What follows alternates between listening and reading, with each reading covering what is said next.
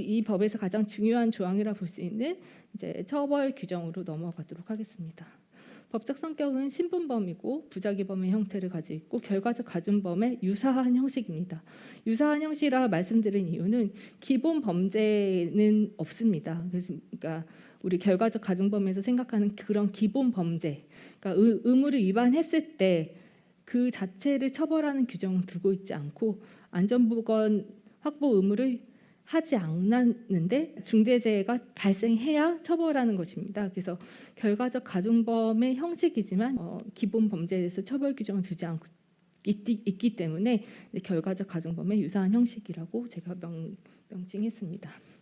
범죄 구성 요건을 보시면 책임 주체는 개인 사업주 또는 경영 책임자 등이고 안전보건 확보 의무를 위반했을 때 이제 이 범죄가 성립을 하게 되는데요. 중대재해까지 생겨야 되지만 그때 이제 안전보건 확보 의무가 불명확해서 어렵다라는 것이 법 조항 자체의 내용이 어렵다기보다 수범자의 입장에서 어느 정도 대비해야 되는지 그것이 어려워서 이 법이 불명확하다라는 이제 논란이 일어나는 것이 아닌가 싶습니다. 그 이유 중에 하나가 필요한 조치를 하여야 한다, 필요한 예산 편성을 해야 한다, 충분한 업무 수행 시간을 주어야 한다, 이런 식으로 필요한 충분한 이런 적정 조치를 요구하고 있거든요.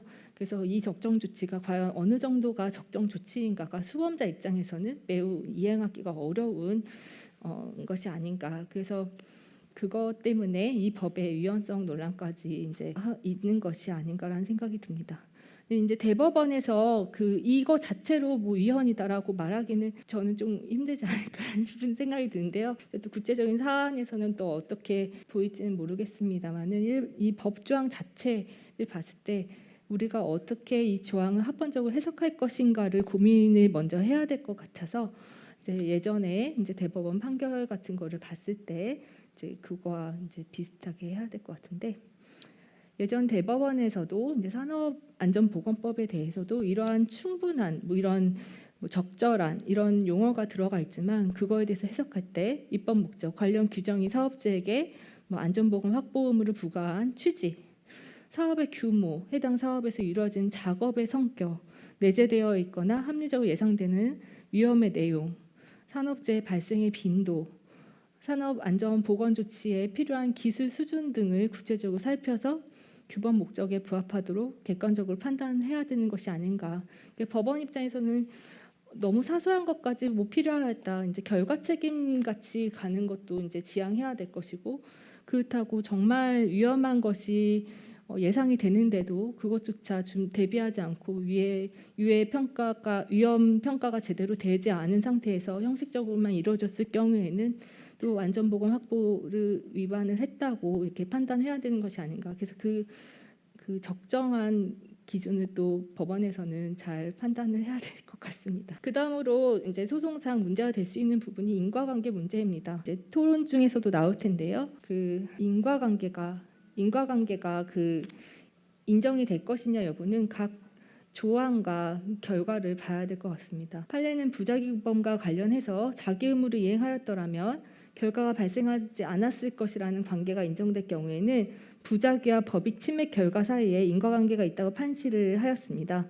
중대재해처벌법 위반죄도 법에서 요구하는 안전보건 확보 의무에 따른 조치를 이행하였더라면 중대재해 결과가 발생하지 않았을 것이라는 관계가 인정되어야 할 것이고 이것을 판단할 때 검찰에서 지금 수사 과정에서 어떻게 이것을 인과관계를 입증할 것인가의 문제를 많이 고민을 하고 계시는 것 같은데 먼저 사고가 생겼을 때 산업안전보건법상 구체적인 안전보건 조치 의무, 그러니까 추락 방지 의무 또는 안전모 착용을 하도록 하는 의무 이런 것들의 위반이 있을 경우에 이런 위반이 매개되었을 때는 중대재해처벌법상 개인 사업주나 경영 책임자 등이 안전보건 확보 의무 위반으로 인해서 보건 조치 의무의 이행이 불가능하거나 적어도 부실하게 이행될 수밖에 없었다는 점이 입증되고 이것이 결과적으로 중대산업재해를 초래하였음이 인정되면 중대재해처벌법으로 의율할 수 있다고 이렇게 볼 것입니다. 이게 글로 봐서는 조금 어려운데요. 예를 들면은 안전모를 지급하지 않고 예산이 부족하다는 이유로 추락 방지에 대해서 전혀 이제 그런 예산 추락을 방지할 수 있는 그런 기계나 이제 설치하는 것에 예산을 주지 않았다. 이런 것이 결국은 그로 인해서 그 산업안전보건법상의 안전보건 조치 의무를 이행을 하지 못하게 된 원인이 되었다면 이것이 결과적으로 추락하거나 안전모 이제 위에서 추락 물건에 의해서 사망한 사건에 있어서는 경영 책임자에게 이제 중대재해처벌법 위반으로 의율할 수 있지 않을까 이렇게 이제 생각하시면 되는 거죠. 근데 산업안전보건법 위반이 매개되지 아니한 경우에도 성립이 불가능한 건 아닙니다. 구체적으로 여러 가지 조치들을 규정을 하고 있는데 이 사업장의 특성상 산업안전보건법에 있는 여러 가지 조치 의무에 딱 기재되어 있지 않더라도 종사자들이나 거기서 근무하는 종사자들이 이곳이 너무 위험하고 이러한 작업이 위험하다 이렇게 계속 뭐 제기가 되거나 했을 때 그것을 무시하고 개선하지 않았다 이러한 식으로 바로 안전보건 확보 의무 위반으로 볼 수 있는 여지가 있는 경우도 있을 것입니다. 근데 그런 곳에서 사고가 나서 중대재해가 발생했을 경우에는 인과관계가 인정되기가 쉽지 않을까 싶습니다. 다음으로 넘어와서 주관적 구성 요건을 보겠는데요. 이게 고의 안전보건 확보를 위반하는 것을 고의로 위반해야 되는 것이냐 아니면 과실로 위반해도 이 법을 처벌할 수 있는가에 대해서 이제 쟁점이 이제 있습니다. 산업안전보건법상에서도 동일한 이제 논란이 있었고요. 대법원에서는 계속 고의범이다. 그래서 전혀 예상하지 못했던 곳에서 이제 안전보건 조치 의무가 위반된 게 현상이 있더라도 고의가 없을 경우에는 처벌할 수 없다는 것이 이제 대법원의 확고한 입장입니다. 그래서 대법원의 해석 논리나 또 과실범 규정이 딱 과실로 위반했을 경우라는 말이 이제 없기 때문에 이제 법의 해석에 비추어 봤을 때는 기본행위인 안전보건 확보 의무 위반에 대해서도 고의가 요구된다고 이제 판단을 하고 그것이 현재 형성되어 있는 다수설인 것 같습니다. 입법정책적 관점에서도 이제 고의로 위반한 경우와 이제 과실로 위반한 경우로 나눠서 형량을 좀 나눠서 처벌하는 것이 어떻냐라는 의견도 또 있고요. 네, 발표문 한번 확인하시면 되겠습니다. 죄수로 넘어가겠습니다. 죄수 부분은 사실 아직까지 논의가 깊이는 되어 있지 않은 상황이고요. 죄수 부분이 중요한 것 중에 하나가 이제 실체적 경합이냐 상상적 경합이냐에 따라서 형량에도 영향을 미치고 특히 기판력의 문제가 있게 됩니다. 그래서 먼저 산업안전보건법으로 기소가 됐는데 나중에 중대재해처벌법으로 기소를 다시 할 수 있는가 이런 것에 대해도 영향을 미치기 때문에 중요한 쟁점이라고 볼 수도 있습니다.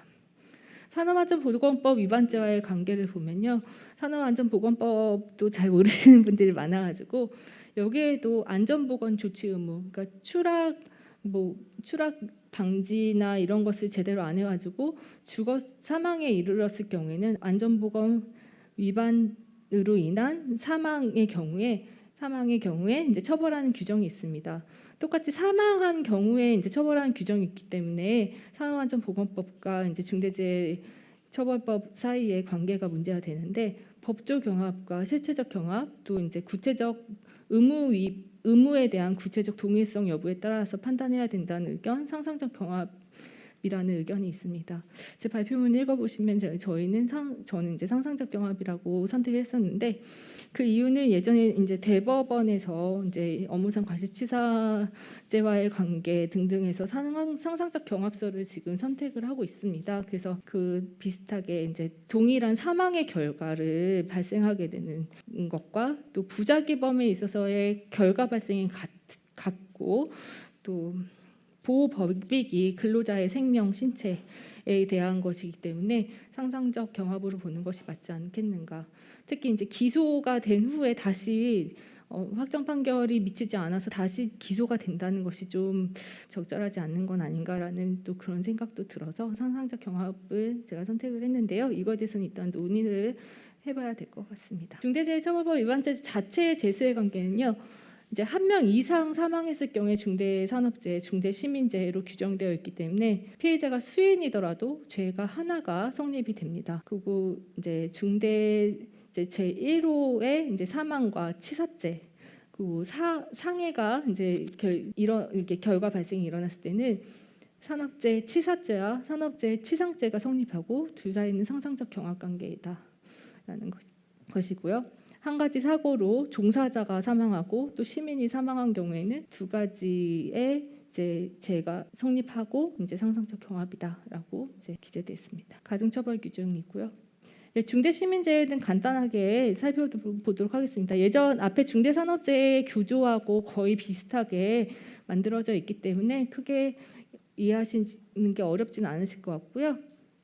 네, 원료 제조물과 이제 공중 이용시설, 공중교통수단에 대해서 이제 정의가 있고 이거에 대해서 이제 인력 확보를 하고 예산을 확보하고 관계 법령에 따른 안전 점검을 수행하고 안전계획 수립하고 또 이런 거를 또 반기 1회 이상 점검 조치하고 이제 중대 시민재해를 예방하는 업무 처리 절차, 그러니까 뭐 긴급 발생 시 어떻게 할 것이고 화재 발생 시에는 어떻게 대피할 것이고 이런 업무 처리 절차를 마련하라는 것이 이제 법의 내용과 시행령의 내용입니다.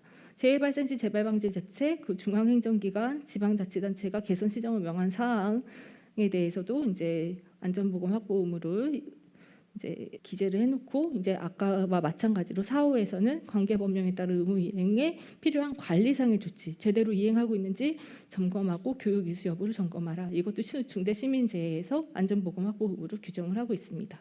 처벌 규정도 똑같은 모양으로 규정을 하고 있습니다. 구조 위반을 해서 구조가 안전보건 확보 의무이고요. 이제 중대시민재해를 이르게 한 경우에 이제 똑같이 1년 이상 징역, 10억 원 이하의 벌금, 사망의 경우에는요. 그리고 부상이나 질병의 경우에는 7년 이하의 징역 또는 1억 원 이하의 벌금에 처한다라고 되어 있습니다. 네. 보충으로 넘어가겠습니다. 저희 이 법에는 심리절차에 관한 특례 아까 말씀드렸다시피 피해자 등의 직권 증인 신문이 가능하고 그리고 전문심리위원을 소송 절차에 참여하도록 검사나 피고인이나 변호인의 신청이 있는 경우에는 이제 의무적으로 전문심리위원을 소송 절차에 참여하도록 되어 있습니다. 이제 부칙으로 넘어가면 적용 시기에 있어서 이제 이미 2022년 1월 27일부터 시행은 되었는데 적용 유예가 규모가 작은 법인에 대해서는 적용 유예가 되어 있습니다. 근로자 50명 미만 또는 이제 50억 원 미만의 공사에 대해서 이제 3년이 경과한 2024년 1월 27일부터 시행하도록 유예 기간을 두었는데요. 고용노동부와 이제 검찰청에서 제시한 기준과는 그러니까 내용과는 좀 다른 내용이고 이제 권호선 교수님 책에서 같이 나왔는데 2022년 1월 27일 이전에 49인의 경우에 어떻게 되느냐 할 때 50명 이상이 된 경우에 어떻게 되느냐 이 내용이거든요. 이거에 대해서는 2022년 1월 26일 24시를 기준으로 상시 근로자 수가 49명인 사업의 경우에는 그 이후에 근로자가 50명 이상으로 증가하더라도 이제 2024년 1월 27일부터 시행한다고 해석하는 것이 타당하다는 내용으로 발표문에 기재되어 있습니다. 그 이유에 대해서는 우리 서울고등법원의 판결과 그거에 대한 상고 심리 불속행으로 확정된 대법원 판결을 제가 기재해놨기 때문에 한번 확인하시면 되겠습니다. 입법문적 문제는 이제 몇 가지 사소한 거를 기재를 해놨고요. 우리 법원에서 이거에 대해서 적절한 해석과 적용을 해야 된다는 내용으로 기재이기 때문에 참조하시면 될 것 같습니다.